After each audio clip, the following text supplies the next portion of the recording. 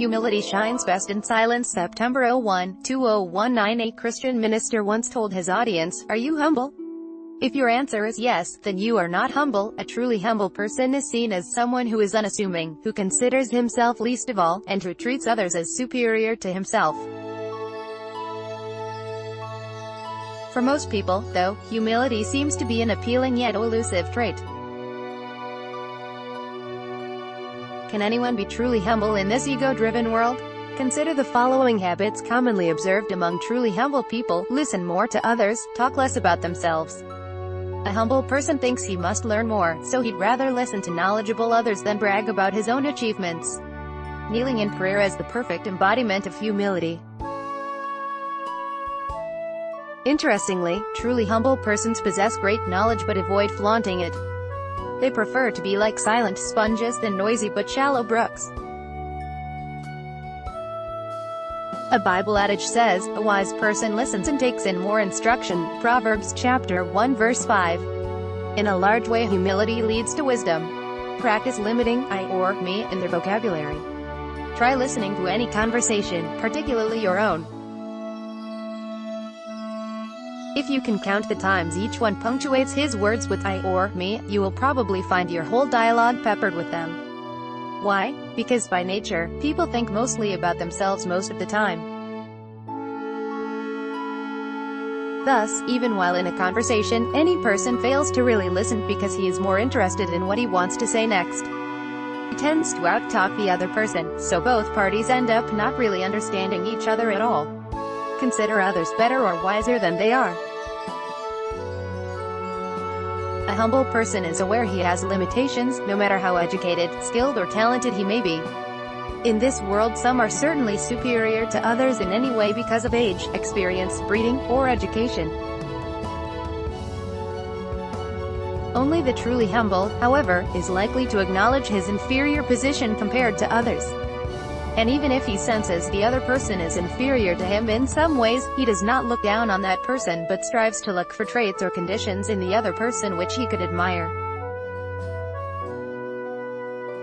Yes, the humble is aware of how good he is but would never flaunt it or compare himself to others. But let each one examine his own actions, and then he will have cause for rejoicing in regard to himself alone, and not in comparison with the other person. Galatians chapter 6 verse 4, would rather praise than criticize. Not only do humble ones consider others superior and thus worthy of admiration and respect, they do honestly speak of them in glowing terms. Unlike judgmental, self-anointed critics who relish cutting down others to size, the truly humble have the childlike curiosity to explore traits they can admire in others, and may look to those people as models worth emulating. Humility moves one to rather praise than criticize. Seek to understand to be better understood. A similar adage is articulated in the book 7 Habits of Highly Effective People by Stephen Covey. When we try to really know and understand what the other person has in mind, we can make him realize we are interested in him and have something good for him. Being a good listener, the truly humble person is others-minded, not wrapped up in himself. Shine best in silence. Humility, though, need not mean utter lack of courage to speak up or act when the occasion calls for it. Neither does it equate with shyness, passivity or indifference. Truly humble persons can rise and shine, but would rather do it with the least fanfare, if at all. They could perform brilliantly in their chosen field, or do a mighty act of heroism, but would then choose to retreat in the shadows than hog the limelight for all the world to see. Indeed, they let their light shine, as Jesus would put it, but give the credit to the Creator, the ultimate source of light. Matthew chapter 9 verse 16, would rather serve than be served. Humble ones are more inclined to be of service to others than be the masters themselves. They do not find it demeaning or beneath their dignity to do menial or ministerial tasks if necessary.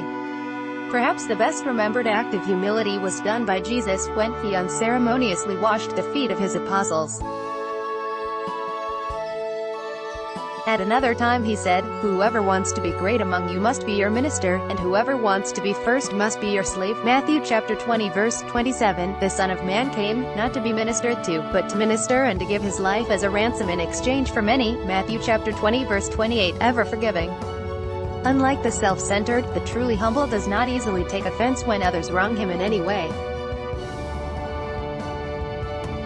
He acknowledges the fact that nobody is perfect, what more himself, so he would rather let offenses pass than make a big issue out of it. He does not find fault nor demand perfection from others. He readily forgives offenders, and even seeks every means to extend the hand of peace. Yes, to him, it is better to lend a helping hand than point an accusing finger, as the old saying goes. Readily admit one's mistake and apologize. The first to apologize is the bravest, the first to forgive the strongest. What could be a humbler, yet braver, thing to do than admit one's wrong, then apologize profusely for it? Such is the mark of the real man or woman. For doing so means accepting one's humanity in all its imperfections. Pray and meditate. No matter how successful and accomplished they may have come to be, humble ones are conscious of their smallness compared to all creation, and of course, to their grand Creator. Despite their superior talents, skills or abilities, they feel still dependent for guidance on an all-powerful, infinitely wise provider. Humility is thus best expressed in prayer and meditation. In those moments even a mighty man recognizes his vulnerability and accepts his need for help from someone higher and wiser, the ultimate power source. The humble, the blessed many may find it hard to believe, but among the most successful, most accomplished achievers are persons of great humility. Before glory, there is humility. Proverbs chapter 15 verse 33. The only thing is, these individuals preferred to remain in the shadows. What mattered most to them is that whatever they had done would serve a lasting legacy of great benefit to so many people. They needed no monuments to immortalize their greatness. Publicity was anathema to them. It goes against the very essence of humility. Yet, professionals who exude humility draw more supporters and patrons much more than those who blast their horns in a desperate need for attention. Humble achievers, though probably a rare breed, make cheerful servers and providers, the ones clients and customers would keep coming back to. Humility has greater value, though, from a purely Christian viewpoint. Jesus, who epitomizes humility at its best, reminded us, "Take care not to practice your righteousness in front of men to be noticed by them, otherwise you will have no reward with your Father who is in the heavens." So when you make gifts of mercy, do not blow a trumpet ahead of you, so that your gifts of mercy may be in secret. Then your Father who looks in secret will repay you. Matthew chapter 6 verses 1 to 4. Charity done in secret is great humility in action.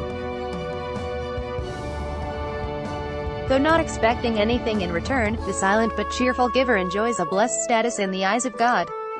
Blessed are the meek ones, for they shall inherit the earth. Matthew chapter 5 verse 5. Humble yourselves, therefore, under the mighty hand of God, so that he may exalt you in due time. 1 Peter chapter 5 verse 6. Though the world idolizes those who excel above the rest, it is the humble that prove to be the greatest in the eyes of God. Max Suckwit Jr. Let's block ads.